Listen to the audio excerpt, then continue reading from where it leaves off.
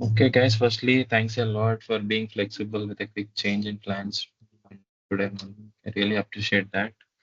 Now, my Wi-Fi issue got resolved now. So if even power goes out again, we can just keep going without any more disturbances or interruptions. Okay, all sorted. Okay, so all right. So let's get back to where we stopped this morning. So we were talking about password policies, right? Let me share my screen. So we'll finish up that first, and after that password policies concept, we will look at how to, name users. I mean, the user naming convention, okay, which is again some useful stuff within user administration. Then we will check out some important user related tables. Within SAP, there is a transaction code SE16, right, to display some table data. So we will try to understand some user related tables and some few other some important things within user administration. But after all these things, once we are good with this user administration, we are going to talk about something really, really, really important, guys. That forms a very core concept of SAP security and GRC. Okay, that that's where we start with something called user buffer. Then we will deep dive into authorizations concept, and then we'll try to understand each component of authorization. Okay, that's very, I had a very good roadmap, okay, to make you understand in a very simple way. So we'll deep dive into that once we are done with these admin concepts, okay. Please confirm if you're able to see the screen.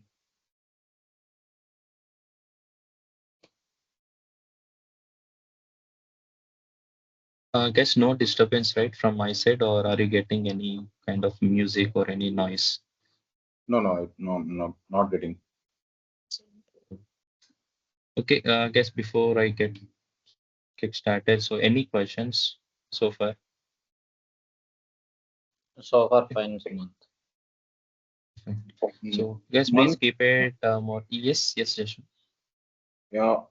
After creating user, multiple users or users, so we Mm-hmm. have a that role now. So role means that SAP or specific roles ఉంటాయా ఏమన్నా?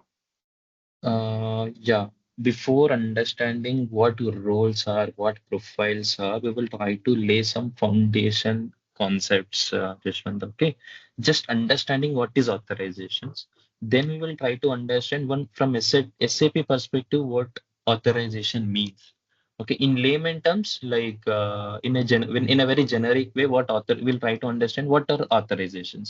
Then from SAP perspective, what are the technical terms? There are something called authorization object, authorization class. We'll try to understand that. It's not at all a rocket science, very simple. Once we understand about these things about authorization, then we'll come to the concept of something called roles and profiles. And after that, we will be assigning something called roles to the users. So from there, that user will be getting the access. Okay. Today, no, before I wrap up today's session, like I will walk you through, what is the roadmap for next few sessions. Okay, how we are going to understand the authorizations, how we are going to understand the roles concept. Okay, so just after completing this user admin concept, so I'll just start with that roadmap. Okay. Okay, Sumanth. Okay.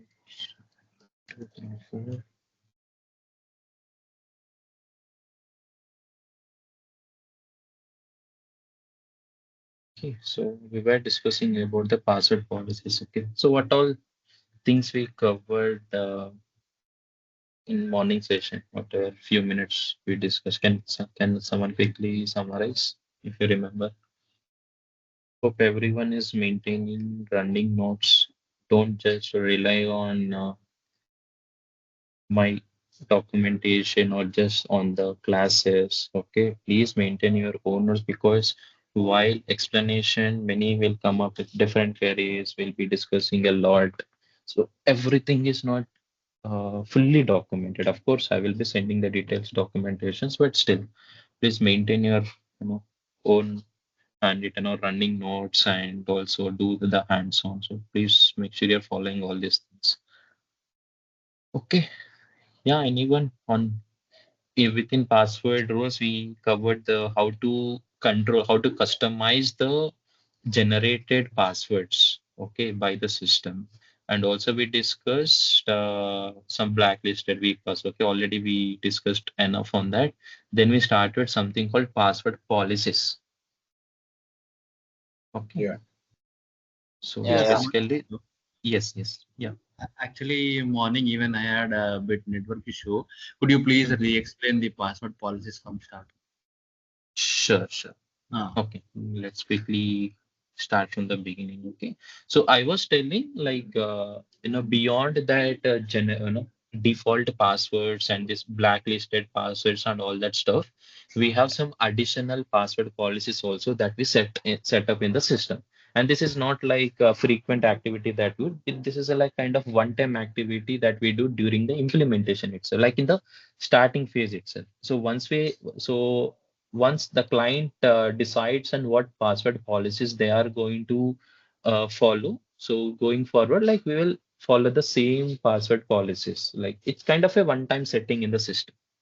Okay, for that there are some parameters. Okay, how to check those parameters? It is an RZL. So what we do from security standpoint, like we will just give the list of parameters to the basis team, and along with that, what values to maintain. That's it, and that values confirmation we will get from the client. Okay, so what values to be followed? Okay, suppose as I was telling, all the password related parameters will start with a login. Okay, so I'm just giving login and another wild character asterisk. Okay, so if I just go to the possible values, you will see these many password parameters. Okay, so if you see this one, login minimum password, I mean, different characters, minimum digits within the password, minimum letters in the password, minimum length that should be followed. Okay, whenever you are whenever you are changing any password. Just 1 minute.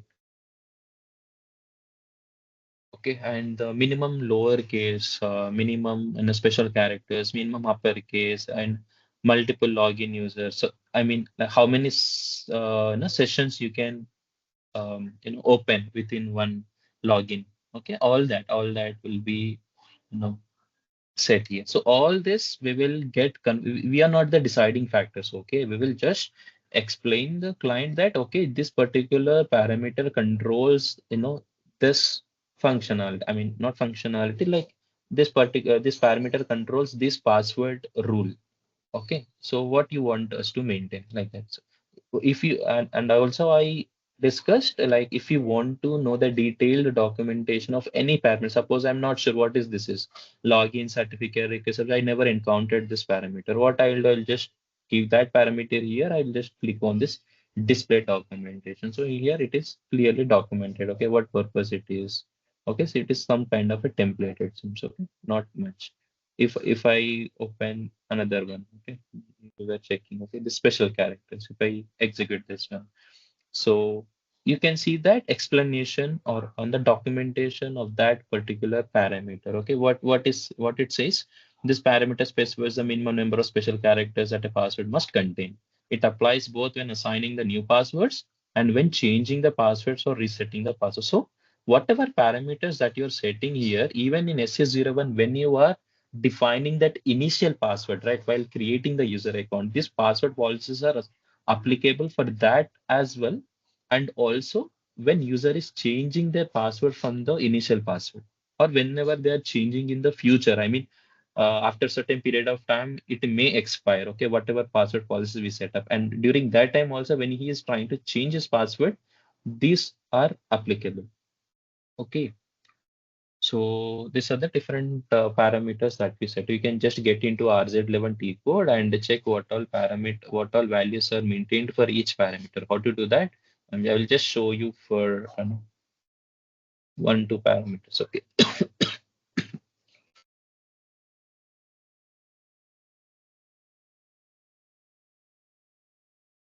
Okay. So here, if you see, the value is 0. That means even without any special characters also you can set your password, that one. And suppose length. So minimum password length. Okay, minimum password length is default profile. It is showing as 8 here. Okay, just go with the default profile value, and this about kernel default is there. That is the actual current value it is set to. Okay. What current value that basis theme is set, that you will find in the kernel default, and this default profile is nothing but by default what SAP is given. Okay. So this is just for a knowledge purpose, like how the passwords are being controlled, how the password policies are set up in the background, like how it is defined in the system. So just for a knowledge purpose, I just touched base this concept. So this is all about the password policies and all. Okay. So and any questions? No, So sir. Why? Yes. Okay Sumanth, అంటే real time లో మనం use చేయం కదా, so just డిస్ప్లేకి కదా. So మనకంటే No, ఏ ఇది cases అంటే no, just ఇది ఏంటంటే వన్ టైం యాక్టివిటీ, బట్ మనము ఒక్కొక్కసారి పాస్వర్డ్స్ ఇస్తుంటే లైక్ అది ఎలా ఎందుకు ఇలా బిహేవ్ చేస్తుంది, ఎందుకు ఈ పాస్వర్డ్ తీసుకోవట్లేదు, ఎందుకు ఈ రూల్స్ అన్ని మనం ఎక్కడ I mean where we are defining this rules అనేది ఆ కాన్సెప్ట్స్ కన్ఫ్యూజన్ తీసేయడానికి like I just explain these things. Okay okay And yeah, we are not going to perform these activities. Like the one-time activity, చెప్పాను కదా, just all ఈ అన్ని parameters కి మనం first we'll get inputs from the business and we'll request basis team to just set up all these parameters, okay whatever values they confirm. Okay, cool. So yeah, that's all about this password rules, guys. Okay, why again I'm stressing like this proper enforcement of this strong password policies, right? It is very crucial even in this digital era. Like you are seeing how many cyber attacks, how many phishings, how many attack, I mean different types of attacks. Okay, we have n number of uh, you know, attacks in today's world. So just to make sure we are safe, these password policies are must, just to make our SAP system secure. Okay, so these are the things that controls in the backend. Okay, and having these policies, this is also one of the major activities that reduces the risk of some attacks like guessing passwords or preventing users from choosing weak or common, or I mean where we can easily guess the passwords. Okay, so it enhances like authentication, guys, that's it. Okay, and also from business perspective, I mean in the real time, even that client or whatever client that we are working for, like they should also periodically review and the refine their password policies. Okay, and periodically they should review that weak passwords and whatever blacklisted passwords we are set, just to align with the security standards and the best practices. Okay, so that's what. Okay, with that, let's come to user naming convention. So why it is important again to discuss separately on user naming convention after discussing all that, how to create users, how to maintain users, passwords, because this might seem like simple thing, but again having this consistent naming, okay, I mean consistent structured user naming can simplify our tasks. Okay, user management. It is actually a very good practice to follow good naming convention. And when it comes to real time, like when we get into any project, we will be getting KTs, right? KT sessions. I mean, understanding their process and what they are following. It is always specific to that project that you're working for. It's not common for all the projects. Okay, it depends. So what naming they are following, so that you will get a clear picture. Okay, whenever you're creating any user account, what name we should follow. Okay, just for I would say some easier identification, guys. Very primary reason to discuss this is easier identification. Okay, a good naming convention makes it very quick and to identify the type or the purpose of user. We discuss different user types of dialog, system, service. Okay, just looking at that username, we can tell whether it is a dialog account or a service account. Okay, like that also. Not just on identifying the users, but identifying what type of users. Okay, so like if we are creating any system users for any background jobs or any communication here for something called RFCs, okay, we can follow the different naming convention like that. And that's one thing. And another is like simplified user management. Why I'm saying this, like it makes it much easier to search for users. Okay. Whenever we are giving some selection criteria, right? So we have seen that inactive users report RSVSR 200, or whenever we are doing any mass changes using SU10. So it is very easy for us to know the pattern of that user naming that they are following, and it's easy for us to give in a selection criteria. That's what. Okay, mainly from security perspective, that's how it makes our user admin activities bit more simpler. Okay, then another very, very important is consistency. Consistency across all the systems. Suppose we are having, let's say, around 50 systems, guys, or let's say 10 systems, and in each system, let's say we are having, let's say, 5 clients. How many in total? 50. So in 50, in across all the system means overall 50 clients. If user is having, let's say, different user IDs, how difficult it is. So we follow the having the standard naming convention and following the same user ID details or user account details for each user across all the systems. Like it will be very consistent. Okay. Even if your organization has multiple SAP systems, maybe other non-SAP systems also, like we have some active directories. That's not our job to take care of those, but that using the same or similar naming convention everywhere, that reduces that confusion. Okay, that it makes that cross system administration more effective. But in some clients, in major clients, like if they are, let's consider some FAN companies like Google, Microsoft, very, very big companies. Okay, you will be getting something called employee ID, right? As soon as you join any firm, you'll get employee ID. So some firms, what they will do, so they will use that ID itself as it is as an SAP ID. Okay, and that same ID will be set up in across all the systems. Okay, there is no proper, there is no such thing called user naming convention. Their employee ID itself isn't their SAP user ID. It's like that. But few clients, they will follow some user naming convention according to what area they are into. Their other, let's say we are working for not to take some confidential. Let's consider this one. Okay, BND. So what they may follow, maximum characters, guys. I forgot to mention this. Maximum characters that you can give for any user ID is 12. Okay, please remember this. Okay. So maximum 12. So what they will do for all the dialog accounts, like I mean for all the users who are interactively who is interacting with the system basically. Okay. Let's say all their ID start is B and W, and how many characters left out of 12, 4 are gone. Remaining 8, out of 8 characters, let's consider very simple naming convention. Okay.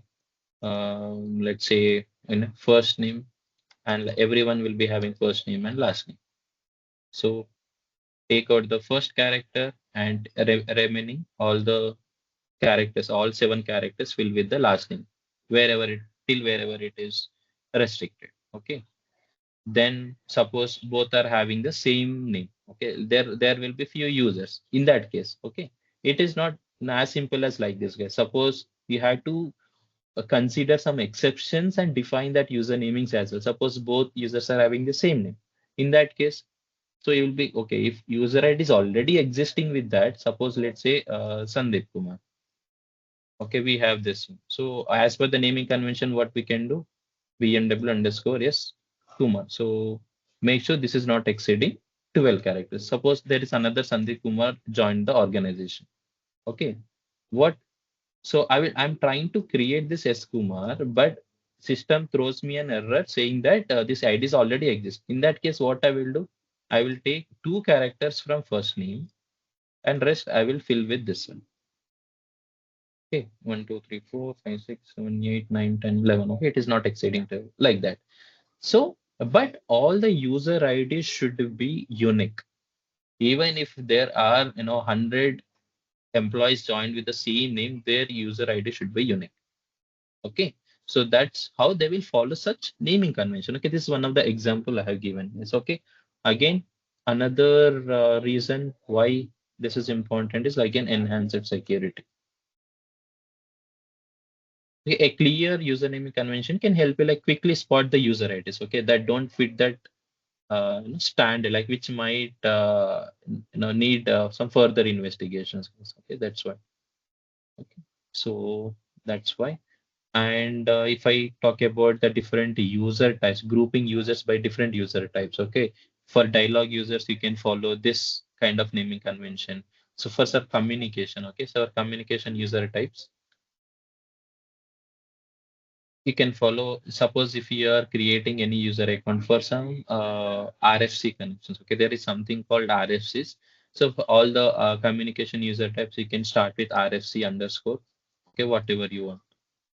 Okay, and some for system accounts, system user types, you can create like BG underscore. For background jobs, you can create like this. And for some other sync jobs, okay, workflow, something, okay, you will get more clear picture when we deep dive into some advanced concepts in the future session. What is this communication system user types, and what is RFC users, background, for background purpose, how we create, workflow purpose, how we create, okay, that details will surely we are going to learn, but if I will not get into so much technical details, okay, we haven't started with even authorizations also, but I'm trying to keep everything in kind of layman terms to give you a simpler understanding. Okay, so just for your knowledge purpose, I just shared that in real time we are going to follow some naming conventions. So first try to understand their process. Okay, what naming convention they are following. Directly don't just assume yourself and create your own accounts. Okay, in few projects, as I told you, they will follow that employee ID itself directly, but always check what naming conventions they are following. Okay. With this, even during practice also, suppose if you are creating any test account just for your practice, always make a practice to create with test underscore. Okay, suppose okay, Sandeep is creating SK. So for what purpose you are creating? For user administration. Okay, use like this. Okay, 01. Okay, like it should make some sense, okay. But if you see in the system, some are creating like Balaya or something like that, okay, ECCS or Rana, okay, don't create like that, okay. So just use your use proper naming convention, even if you are doing some, hands some practicing. Okay, even if you're creating test accounts, try to follow this practice that if you are following some good naming convention, okay. It's okay if you are in a hurry, if you just want to quickly test, you can give something random like this, but it's better to follow some good naming convention. Okay, so yeah, this is about the user naming convention list. Then can someone tell what is the table? Sorry, what is the T code that we use for accessing the tables? SE16. 16. Perfect. So SE16. What is the difference between SE16 and SM30? SE16 is for display and SM30 Okay, is for maintenance. Table perfect. maintenance. This is for table maintenance. Okay, so more 99% we are going to use this SS16, but in the recent systems, we got another transaction code, new transaction code called SA16N. Okay, you will find this E code only in the newer version. This is uh, the uh, the purpose is same only, but there are some additional features added into this transaction code. Okay, but for time being, we'll use SS16. And once you are good with all the concept how to access each and every table, then I'll start using SS16. You can use either of them. It's not a strict rule that you have to go with this updated one. Even today, every day I will be using this SS16 only to access any tables. Okay. So there are some user related tables, guys. Okay, so whatever you do in SU01 area, SU10, whether you assign some user group, whether you assign some validity, roles, profiles, or first name, last name, email address. So where that system is storing all this data. Okay, suppose yesterday we have created some users, right? We created this account.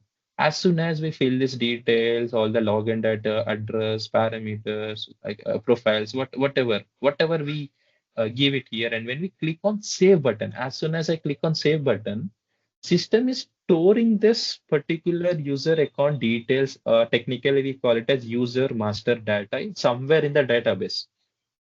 Somewhere in the database. That means all the user related tables will, okay, will populate that user details. I mean, all the user related tables will store that information. Okay, there are different user related tables. Okay, some user related tables like that will store address of that user, or some will store that some logon data about that user. Some user tables that show, will store something called address number, person number. I will show you. Okay, the most commonly used tables are like all the user related tables are start with USR star. Okay, how to check that again? Go back to the system. So go to SC16. This is the T-code. USR star. If I give USR star and go to the possible values, if you see these many tables, how many tables in total we have in SAP within this, I mean, whatever server that we are accessing, there are 113 tables. Okay, but hardly we will look, maximum single digit only, or hardly 3, 4, 5 tables. We will just use it on not even on frequently basis, but it's good to have that understanding what exact, at least having this understanding. Okay, all the user related tables will start with USR, and if you just remember 2, 3 tables which are most important, that's fine. But in case if you want to explore on user related tables, you just give this USR star and you just explore, okay, what all tables are available. Okay, if you see this one, USR, okay, USR 01, USR 02, USR 03, 4, 5, 6, 7, okay. All these tables will store some kind of data. If you consider this one, USR 01, okay, what it says, used master record runtime data. So, like, again, this is very less frequently used table, but this is essentially contains that what I would say, like user IDs and the password details. When I say password details, not directly password, but some hash value of that. Okay, you call something like, sorry, you call something like encryption and all, right? So passwords are not directly stored as it is. They're encrypted with some algorithm, and that's so there's some hash values. Okay, it's not our not in our umbrella to discuss. Okay, so if I execute this, okay, let me show you for one user only. Okay, B and W. Let's start with all the IDs starting with B and W. Okay, so if I execute this, so some information, okay, no need to understand the technical, okay, but this user ID got stored in this table. As soon as you create this account using SC01, SC10, some things are getting populated in the backend tables. Print immediately, blah blah. What is this print immediately? So whatever you do in that, okay, well, let me go to SC01 and go to display. So something about this one, okay, defaults, print immediately, print now, this one, okay, all this, each and every field, okay, start menu, log on, decimal, even this address tab, okay, title, last name, first name, everything, or whatever fields that you are seeing on the screen under each tab is somehow linked with the backend tables of each row. Okay, there are n number of attributes that you can see in the backend tables, but I'm just giving a glimpse. Okay, this is one of the table. Okay, just to store the user ID details and some key information. Okay, again, this is if you get into this technical, then you will come to know. Okay, what is 3? Okay, 3 is nothing but this one. Okay, so currently this user is set to this date format. If you check and validate in SU01, default is C, month, day, year. Okay, same thing is reflecting here. So whatever you maintain in user related transaction codes, that will be stored in user related tables. Okay, everything, whatever you do in the system, there are some backend tables associated with that activity, and that's keep on updating in the database. Okay, please try to connect this dot. Okay, so another important one is USR02. Very, very important. Okay, this is the one where which we are frequently going to use, guys. Okay, please remember this. This is called as logon data.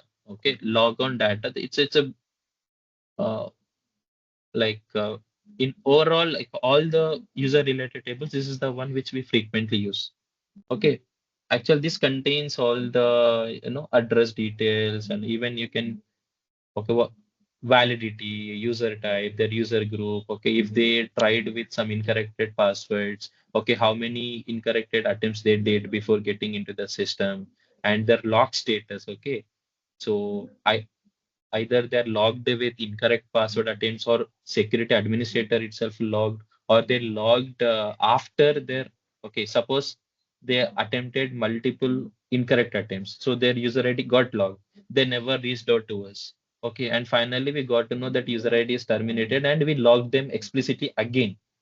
Okay, so in that case it is logged with due to both incorrect login attempts as well as it is logged by the administrator. Okay, that one. And there is something called this account number is again, basically it contains all the address details and the logon data information. Yes, suppose let me give the same ID to execute it. So if you see, so this is the client. Okay, this is the client number. First is the client number, then user ID.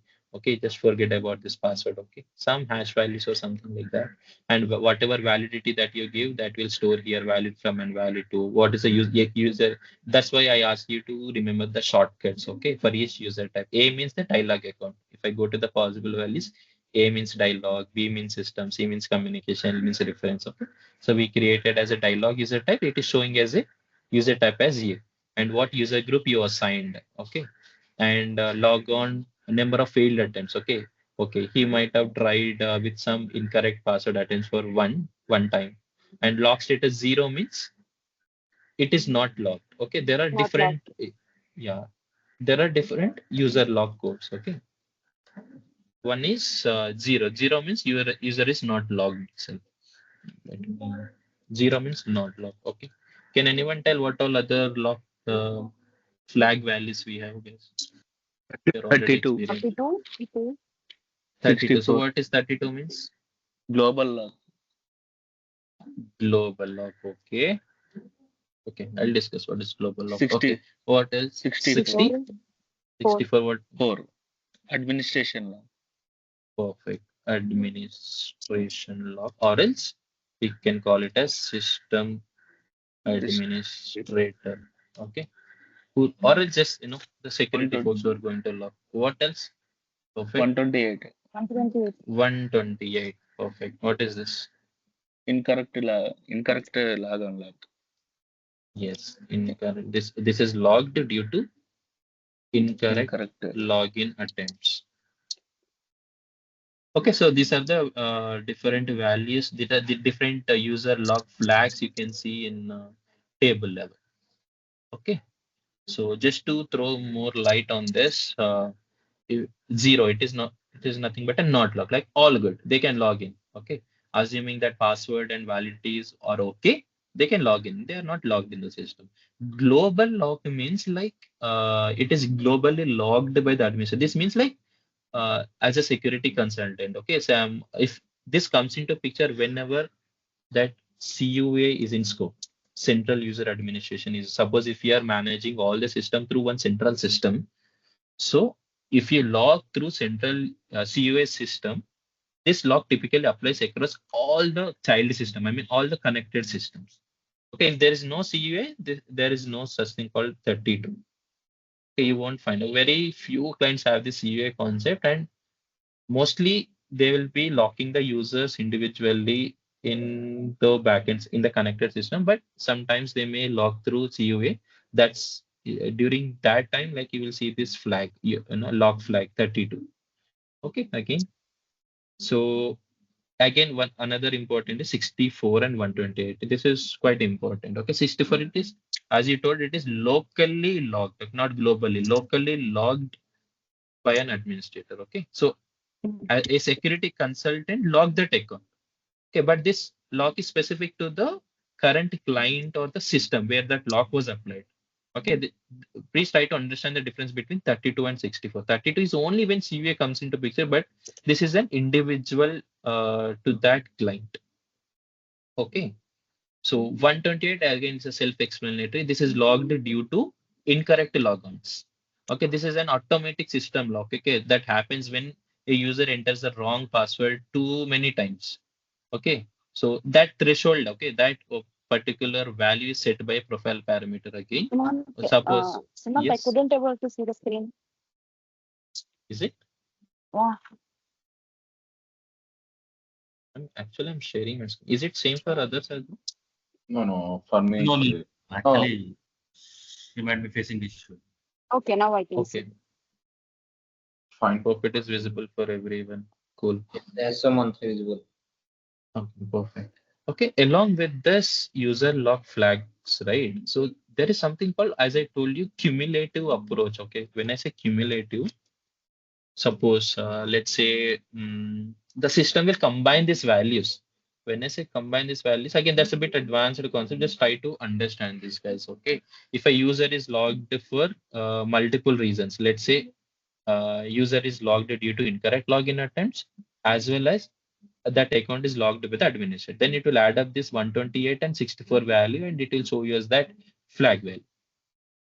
Okay. Suppose another example, if so let's say CUA is in scope, if an security consultant logged that user globally, so what is the value? 32. And then it is already logged. Okay. Uh, Also, like when he tries to log in with incorrect login attempts, okay, and it will trigger that incorrect logon log, okay, which is 128. Now, if you see in USR 02 table, that log status will show as what is 32 plus 100, it will show as 160 because it is logged due to global log as well as incorrect login. So if you see that this log flag in USR 02 as 96, that means something it is globally logged and locally logged like that. Okay, if CA is in scope. Okay.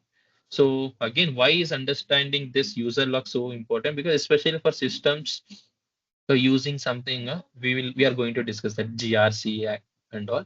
Those who are using this GRC or something called IDM systems, like when troubleshooting why user can't log in. Okay. Just before directly checking what our roles are assigned to, first we'll check whether the user is valid or not, whether the user is logged or not. If he is logged, why it is logged? Okay, that information you will get here. Where is this? From SE01, if user ID is logged, we'll just come to know that user ID is logged. But why it is logged, that information you'll get it here. See, if you see on possible values, 0 means not logged, 32 means globally logged, 64 means locally logged, 120. So if since for this user, it is 0. Let's execute for multiple users. Okay, maximum in total, how many users? There are 198 users. Okay, if you see for some users, it is 64. Some explicitly someone logged this account. 128 means someone tried attempting incorrect login, so it got logged. Okay, like that. There are total 198 only. Okay, cool. They might have cleaned up everything in the system. Okay, so what all things are there in this? So let's see. And who created that user, when it got created, okay, when he last logged in into the system. Suppose now it is showing 13 says if I try to attempt to log in with this user account, so this record will get overridden in this table. So everything is keep on updating in the backend tables, guys. Okay. So this is one of the table. And another table is USR02 and what else, like just explore it. So if you see user address, this USR03 is specific to the address details. Okay, suppose whatever you maintain under address data, okay, this one. So this entire thing will go and sit in USR03. Of course, other tables also share this data, but specifically this one. Let's see what is USR04. Let's see. So, but we pretty much use this USR02 just to know their validity, their lock status, okay, some other details. Just explore as many tables as you want, guys. But whatever tables that I mentioned in our documentation, those are very important. Okay. And what else? If you see USR 40 will be also in this list. See USR 40, what it says, table for illegal passwords or weak passwords or blacklisted passwords. Okay. What else? USR 40. What is this? What it says? It's a USR 41. Some additional details. I never used all these tables. I just use USR 02, USR 01, and there are some other two tables, USR 21. Somewhere you will find USR 20. Okay. So you some interviews may ask question, okay, how will you get email address of an user using GRC tables? Okay, so there is no direct table in SAP where you can directly get, suppose USR02. What I'll give this account. So you can see user ID, but there is in some other tables you may find first name, last name also. But there is no direct table in SAP where you can get the direct mapping of user ID to the email address. For that purpose, what we will do, we will be joining the two tables, USR21 and there's another table called ADR6. Okay, please remember that is quite important. You can expect this kind of questions in the interview, but very rarely. USR21 ADR6. How to do that? Suppose first let's try to check what email ID we gave. Okay, something. Okay. So I am just copying this. So go to SE16. There's another shortcut, right? To go back, either you can click on back button or you can click on escape key in your keyboard. Okay. Just clicking on that escape key, you will go one step backward. Okay, so what I'll do, I will go to USR21 first. Okay, then I will give the user ID. Okay, then I will execute it. Something called address number or person number. Okay, something called person number. Okay, so you copy that person number. Okay, now you will go to SA16 again. There is another table called ADR6. Okay, you give that person number. You will not find any direct user ID selection here. Okay, either you can give address number, person number, or there is no. But if you see, there is an email address hiding here, but it is not directly mapped to the user ID. This is mapped indirectly through something called person number that is automatically created with the user master record. Okay, if you execute this, so you will find that email address that we maintain. So how we will join these two tables? Again, we'll extract these reports and we'll join using that Excel functionalities, something called merging or VLOOKUP, XLOOKUP, whatever you're comfortable with. Okay, so this is how we get the email address. But instead of following all, you can just simply tell them, okay, if they are expecting us to explain in the table terminology, you just tell them that, okay, we give the user IDs in USR21 table and we get the person numbers. Using that person numbers, we will get the email address by looking in ADR6. But there is another very simple way, not at all a big deal, but see, if it is for 1-2 users, you can directly check in SU01. That's fine. But if you want to check for, let's say, 100 users, you can give that 100 users accounts here. Suppose let's pick some user address. Okay, I never showed you how to give multiple users, right? Okay, let's pick up some users. Okay, USR02. I'm just executing this. I'm picking this two. Okay, this 199 accounts. Okay, let's say most are some IDs. Okay, I'm just copying all these accounts. Okay, 198 accounts. So what I'll do again, I will go to USR21. So how to give multiple user accounts here? Here it is, multiple selection. You just open that window. There is something called copy clipboard. Okay, this one, third from the right. This one, upload from clipboard. If you just click on it, whatever you copied, that will get pasted here. 198. If you see that 198 user it is got pasted. So just okay. Always make sure you remove this maximum number of it. What I'll do, I'll just execute this one. Okay, I'll just copy all the person numbers. So for few accounts, if you see this one, there's no person number. This maybe because this is default users, and for some person ID is not generated. Maybe they are not linked with some data source or some there might be some reason. Okay, so whatever person numbers that got generated for account. So what I'll do, I will go with another table ATR6. So I'll just paste all this again. Open that multiple selection again, click on this. Okay, execute. Okay, for whichever accounts that you maintained email IDs, only that will show up here. Okay. So if you see somewhere, you will find our account also. Yeah, here it is. Okay. So only out of all those user accounts, only these IDs are assigned with email address like that. So yeah, this one, and I will show you the simple way. So there is another T-code called SEIM. We are going to spend separate session only on this one transaction code after discussing authorization. But if you see, there is something called user node. Under that, if you expand it, there is something called users by complex selection criteria. If you expand it, just you can select either of this, but I will go with the first one, users by complex selection criteria. So what I will do, I will give the same ID and I'll just execute it. Okay, here I'm not finding that email address. I can see just full name, user group, but how to get that? You can just change that layout. Somewhere you will find the change layout option. Yeah, this is the change layout. Okay. Click on this. Somewhere you will find, okay, all these columns you can select, guys. Okay. See, somewhere here it is hiding emailers. I will just push this to display the columns and just continue. You'll find that email address. Even if you want to check for 100 users, you can get email address for all those users. Suppose. So I'm just copying these accounts. Where is SUIM?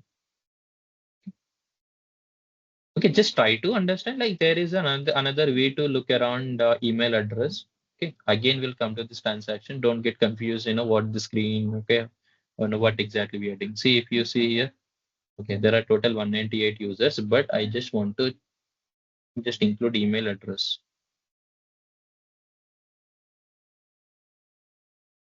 Okay, I'm just pushing that particular field to the displayed column so that it will be displayed at the end. I want to display just beside that username. How I can do? You can just pull it down. Okay, just after the full name, I want email address. Just save it. So you'll find here only for the accounts. I just want to filter out only the user IDs having the email address. How to do that again? Okay, this is just to make you understand how to use the functionalities, how to use the different sorting methods, with the filtering options that we have on each screen. Okay, if I want to apply filter, you just click on the filter button. Okay, here I just want to, okay, if you go to the multiple selection, exclude the single values, or else here you can just give the double click, not equals to empty. I'm not going to fill anything. Not equals to empty means I just filter out all the user accounts without email address. Sorry, without including the email address. Okay, just execute this, continue. If you see all the user IDs which are not mapped with any email address, they are out of the list. I mean, they are there, but we are just applying the filter. If you remove the filter, all those IDs will again come up. Okay, if you see exactly how many accounts, like in total, how to get this count. So I'll do one thing. Just I will apply filter. Just click on this. What's the count here? 23. Exactly 23. Same thing you will find here also. Where is this? Somewhere we executed ADR6, right? Okay, let me copy all these person numbers. Going back to ADR6. Give the person numbers here. Exactly 23 accounts are mapped with email. So please try to connect all these dots, guys. Like when you are creating some accounts in SE01, some backend tables are getting updated, and multiple user related tables are sharing the common fields. Okay, there is not a single way, there is not just a single way to check anything, or there are multiple ways in the system, either through SE01 or through I mean user related tables, or there is another new T code that we discussed, SUIM. Okay, there also we have options. So there are enough options available to check different details. Okay, This is just one of the area that we are discussing, that is user administration, but there are many. But everywhere it is same, like whatever activity that you do, whether it is related to user administration, role administration, some authorization changes, for everything there is, for every change, it is associated with some backend table that is getting updated. So after learning each concept, we are going to discuss like what are the related tables for that particular concept that we discussed. Okay, so this is all about the user related tables. Okay, there are many, you just explore it. If you get stuck anywhere understanding something, just let me know. Okay, I will throw more light on that user related tables. For now, you just focus on tables starting with USR, especially try to execute USR 01, USR 02, and right, USR 40, you are aware, like where we maintain that illegal passwords, and you are aware about USR 21, ADR 6, at least in this time, USR 01, USR 02, USR 21, USR 80, USR 40, and we also seen PRGN underscore test. Okay. Okay, just during this explanation itself, you got familiar with this table, but you explore on other tables as well. Clear, guys? Any confusions about these tables, the whatever lock status that we discussed? Going forward, it will be very interesting. You are just getting familiar with the screens and the T-codes and the process. So sounds a bit new, but again, not a big deal. If you just practice once or twice, like you'll get more familiar with these things. Okay, try getting into the system, try executing the tables, try creating multiple users with the different fields. Okay, you give all the address details, whatever you want. Okay, just play around and check how the backend tables are getting updated, how it is storing. Okay, just try to log that user and check if that user flag is changing or not in the backend tables. Okay, do this kind of testings. So when you do by yourself, then you will get a more clarity. Okay, how exactly it is reflecting, all the changes are reflecting in the tables dynamically. Okay. So, okay, let me pass for a minute. Any questions or any confusions? I know this time is not that good for training, and you might have caught up with a lot of other calls, other work stuff, whatever activities that you're doing since morning. So, at least whatever we discussed, I hope you're good with that. Yes, any confusions, or already you are into sleepy mode? Sumanth, can you show me once for the resume how to find the user mail ID? Okay, okay. No worries. Like actually, we are going to discuss separately on SUIM. So SUIM is a T code where we can extract different type of reports. If you see the change document, so whatever, see, we navigated through SU01, right? For this account, we are trying to check the change documents. So this screen is actually coming from this one. If you see this change documents for users, if I click on this, it's the same screen. It's the same screen as previous. Okay. So SUIM is a T code to extract the different reports or a different based on the different selection criteria. Okay, that's one. Okay. Again, coming to user specific reports. Okay. If there is a node called users by complex selection criteria, why they are saying complex selection criteria? You give whatever you want. You give the based on user ID, based on first name, based on last name, based on the roles assigned, based on the user group, based on the validity, based on the address details, based on the parameters, whatever you see in SU01 screen, you give whatever. I will give you the list of all users having that value. That's what system is saying. Okay, if you open this again, the similar naming convention, same as users by complex, you just execute it. Suppose I want all the users assigned with this user group. Give me all the users. It will give all the. We are having only one user with um, this user group. I want all user group who are assigned with no user group. Okay, not equals to, sorry, equals to empty. Okay, user group should be empty. So they are not assigned with any user group. How many users are there? Give me a list of all those users like this. Okay. Or else you can directly, okay, I'm just removing this. So either you can directly give that users also. Suppose I want to extract all the users available in the system. I will just give the star and I'll execute it. There are total 198 users in the system, or else even without giving star also, you can just execute. That will also by default give the all list of accounts. Okay. So we'll deep dive into this, how to use this T-code, what is each node. We'll try to cover each and every node here. Okay. How to use that. Okay. But this is how you execute SUIM T-code and check that user details. Just try to explore on your own getting into this. But anyway, we are going to discuss each and every option available here.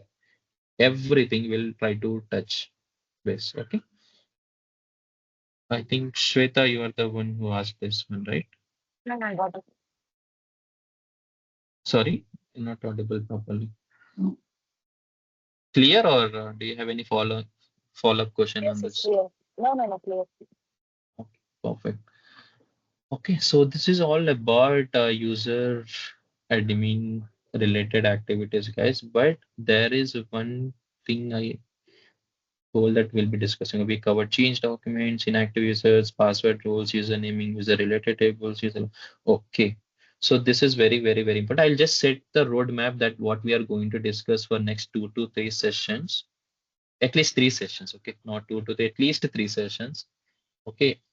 But understanding that itself is very, very, very, very important. Okay, if you understand that I would say that forms a backbone of entire SAP security. Like whether you are going to discuss Fiori security, GRC, normal, if you are working on any applications, any kind of ECC, S4HANA, anything, MDG, Solve, there are many other applications, but the security concepts remain same. If you understand that concept, okay, then it will become dead easy for us, because I observed that this is what lacking in many professionals, like having this basic understanding. Because of this understanding is missing, that's why they are finding it is very difficult to digest this authorization concepts. Okay, how exactly the authorizations are working, because as a security consultant, we are mostly going to deal with the authorization, but it's very, very, very easy, guys. Once you understand that mechanism, how SAP system is checking the authorizations, how user is getting that permissions, okay, how we are assigning the roles, how we are creating that roles, okay, how exactly it is being controlled. If you're able to understand these things, it becomes very, very easy for you. Okay, even you can suggest the best practices to the client directly. Okay, so that's why I will walk you through what we are going to discuss for next few sessions, so that you will get a clear understanding where we are standing. Okay, so, and this is for even for experienced folks. Please don't try to miss these sessions, because we'll go in such a flow that if you miss one session, like you may get confused. Okay, so just give me a second, guys. Meanwhile, any questions? It's got stuck. So far, fine. So far, fine. So if no more questions, I will ask some questions. Any other, not just related to the topics that we discussed, anything. Those who recently joined the projects or who's encountering different scenarios in the real time. So anything you want to say, anything you want to highlight. Okay. Just I want to pause for a minute. Just checking how we can drive the future sessions. Uh,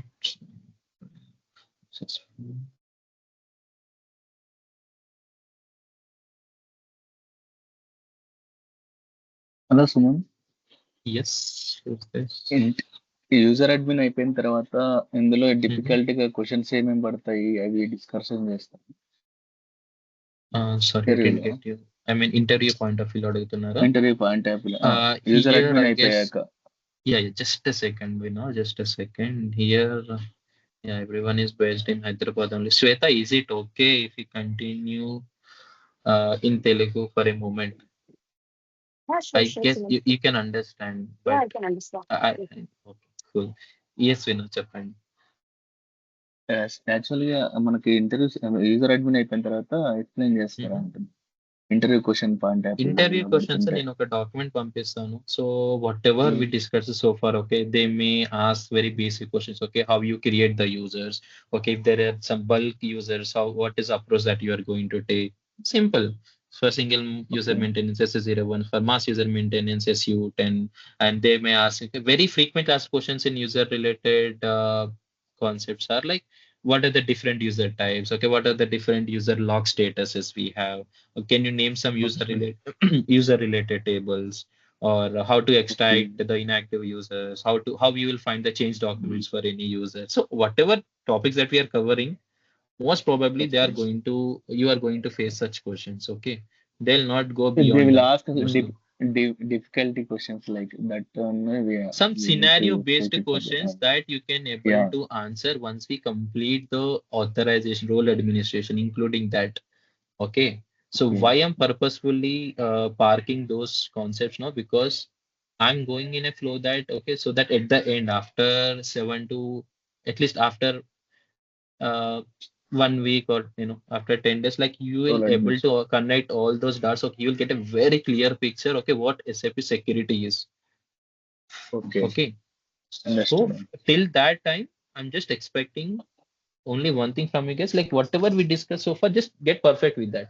And after that, you will come up with different queries like, okay, this is how it is connected. Okay, this is how the authorization mechanism is. Okay, this is how this user is getting the permissions. Okay, this is how we can look at into different issues. Okay, nothing is a rocket Okay. science. Okay. Clear, Vina? Okay, I see. Thank you so much. No worries. Any Can other you please share questions? the what we call in the data? Just Oh, today okay, I have okay. attended Got it. document. I just recently got added in the group, right? Let me Yeah. reshare all the documents with you separately. Okay. Okay, sure. Thank you. No problem. Any other questions, folks? Okay, let me share my screen. Is it okay if I extend just 10 minutes? I will just set up that roadmap, and we can wind up for today.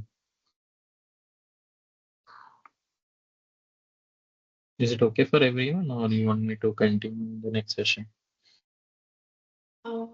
Sumanth, actually, I have bus because tomorrow I need to attend the office. Okay, you are saying tomorrow it's not feasible for you to join the session. Hmm. Okay. No worries. Yeah, thanks for heads up, Anusha. I will note it. Okay. But is it okay if I extend just 10 more minutes now? Okay, Sumanth. Others, guys? Should I take Yeah, that okay. silence as yes or no? Okay, cool. Okay, I will just tell you what we are going to discuss, okay? Because that's very, very, very important. That's why I'm stressing a lot. But if you understand this one concept very well, rest all the sessions going forward, you will find it like a cakewalk, like very simple. Okay, so far fantastic work, like getting through the fundamentals of user admin, trying to we got an understanding of what exactly is SAP, ERP, all the fundamental things. Okay, now you have a solid understanding, like who, just who, creating the creating the users, managing their account, like the basic security things. Now we are about to get into something core concept of SAP security, that is authorizations. I'm not going to explain, just uh, walking you through just what things we are going to discuss. Okay, we are stepping into something called authorizations. Okay, this is the what. Okay, who means like the user accounts that you created, right? What means like what they are going to do, what they are going to access in the system, what they are actually allowed to do once they are into the system. Okay, this is a what factor. User admin is about the who. Okay, that's what. So there are few sessions, like, will form the backbone of this, authorizations concept. Like what we cover here will be directly applicable no matter which area of SAP security you are in. It's a foundational and it's applicable across all the applications. Okay, first, for time being, like I will start with user buffer, something called user buffer. Again, this is something related to user administration only. Okay, we will start by revisiting some concept, like we'll touch on like white exits. Okay, what exactly user buffer is. It's all about something like to increase that performance of the system. Instead of always checking what all authorizations are assigned to the user, it will check something called user buffer. Okay, I'll just start with this concept. Okay, then I will get into the concept something called authentication versus authorization. Before getting into authorizations, let's try to understand what is authentication, what is authorization. Our main focus is on authorizations, not authentications. This will not fall under our umbrella. Okay, this is something different. So as a security consultant, we are more concerned with authorizations. Okay, so first we'll try to understand the basic difference between these two. Okay, this is a very crucial differentiation. Like we'll spend some, bit of time making sure everyone is crystal clear on the difference between authentication and like providing that your identity to get in, like showing your ID at the gate. Okay, just like user ID, password, all the fingerprints, all the face recognition, all this comes under authentication. But authorizations are something like what you're allowed to do once you are inside the system. Okay, once you get into the building, like what you are going to do, that comes, that where the authorization comes into picture. Okay, I'll discuss more detailedly once we start with that. Then again I will come to this. Okay, after discussing this, again I will touch base on this user buffer concept and we'll finish this one. Okay, after that we'll try to understand. By this time, like you will get a clear understanding what all authorizations are. From SAP technical perspective, we'll try to understand uh, authorization components. Okay, authorization components, something like this is where we get into the real nuts and bolts, guys. Okay, we will try to break down exactly what an authorization means in SAP and looking at some technical components. Okay, we are going to discuss something called authorization class, authorization objects, authorization field and values. Okay, how, okay, what is the significance of each and everything, how they're controlling. Okay, even just whenever, suppose if I'm into this SU01 screen, okay, sorry, SU01, when I'm clicking on this pencil icon, change icon, when I'm clicking on this display icon, when I'm clicking on this delete icon, how exactly the system is checking whether I'm having access to that particular functionality or not.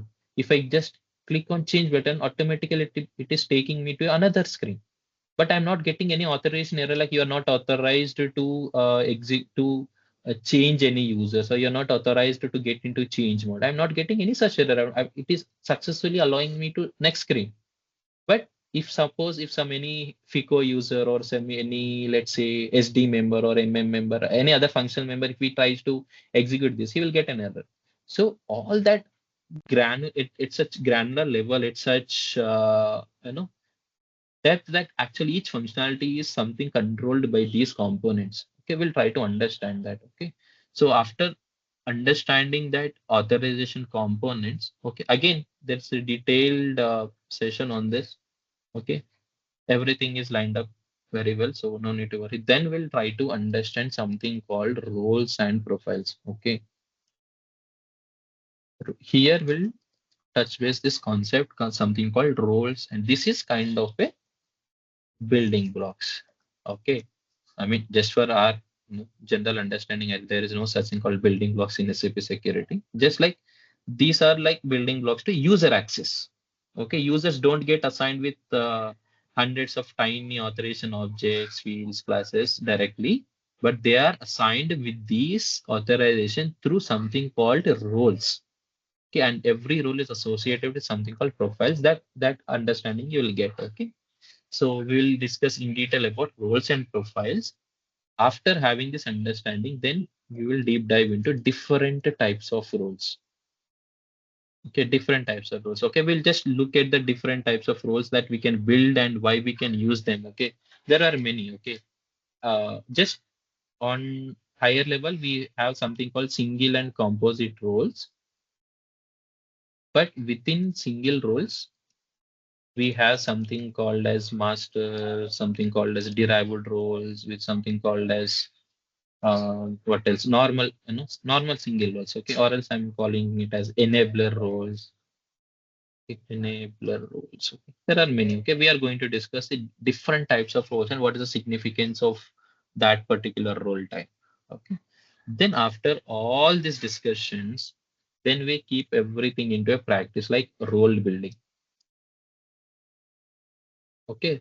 Finally, we'll start getting hands-on, like or discuss in detail with some examples how to design or how to build these different types of roles in the system for real world business processes, like, and what are the best practices and the the concepts like segregation of duties that that we will keep in mind, okay, when we are creating any roles. After that, we will assign that role to the users in SU01 here. Okay, here. Once we assign that, you will get it. Within this, like within this roles and profiles, we are going to touch base on few more concepts like SAP standard roles, the custom roles. Okay, so I will not get into detailed concepts within each area. So okay, this is what we are going to discuss. Okay, after having this understanding, you will feel more confident, guys. Okay, trust me, you'll feel more confident about SAP security, and it's not that difficult. Very simple. Maybe at this stage, if you're hearing for the first time, this sounds very fancy for your user buffer, authentication, all this, roles and profiles, composite, all this. Okay, but okay, going forward, like this, you will get more familiar with this. Okay, like this, whatever flow that I planned, right, from understanding the user buffer to practically building the roles for real time. Okay, whatever we will be working in the project, the real time projects. Okay, will equip you with more core knowledge every SAP security professional needs. That's what I mean. Okay, it's a like detailed path that I planned, but we'll take it step by step with plenty of examples to make it clear. Okay, so this is what we are going to discuss in next few sessions. But please don't try to miss the live sessions. Okay, just consider there are no recordings. Then just plan accordingly how we are going to manage. Okay, I guess any initial questions about this roadmap for our upcoming authorizations deep dive?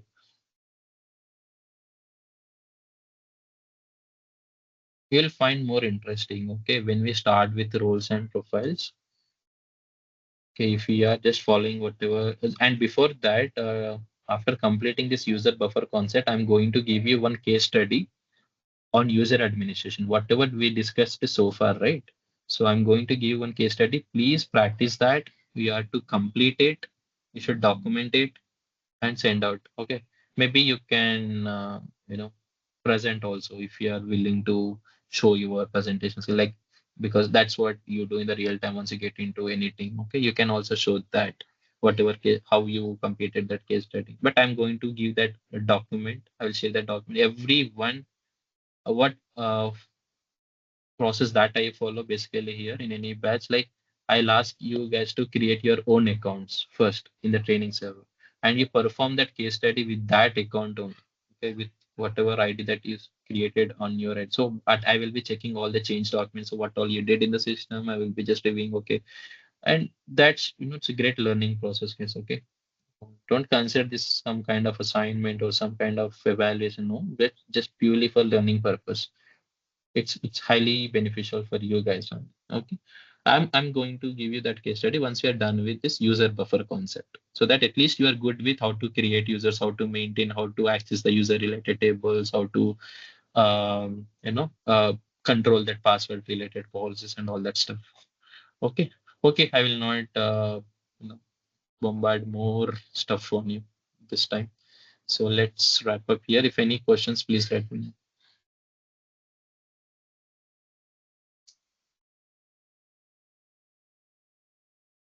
Is everything clear so far, whatever we discussed?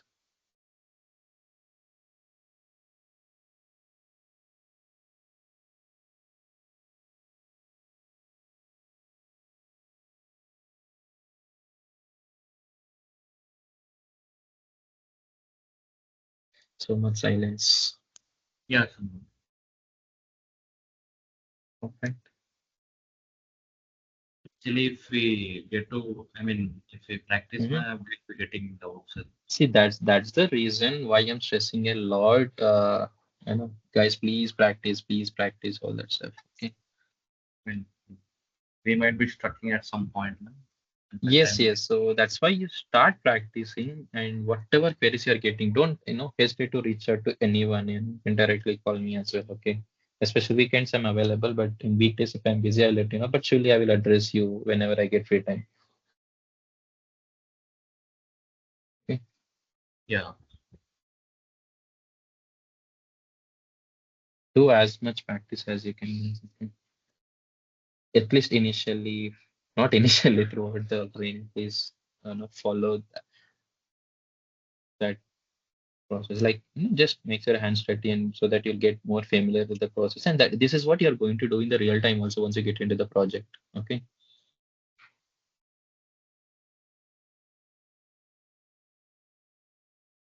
Okay, guys. So now for today, tomorrow, are you okay to join again at 7:30, or you want me to change the timings?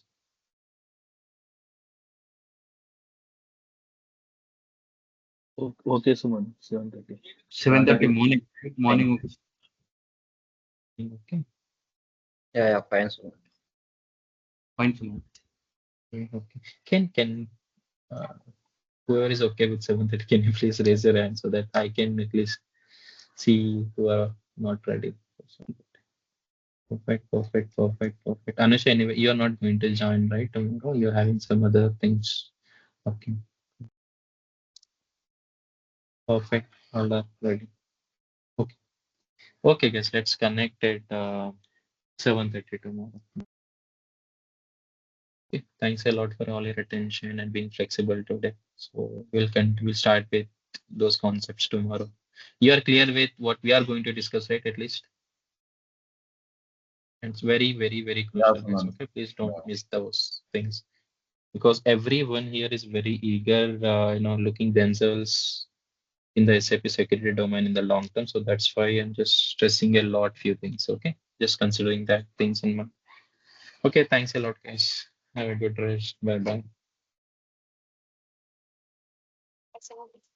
Yeah, thank you so much. Thank you. Bye bye. Bye. Thank you, Suman. Obviously. No problem. Bye.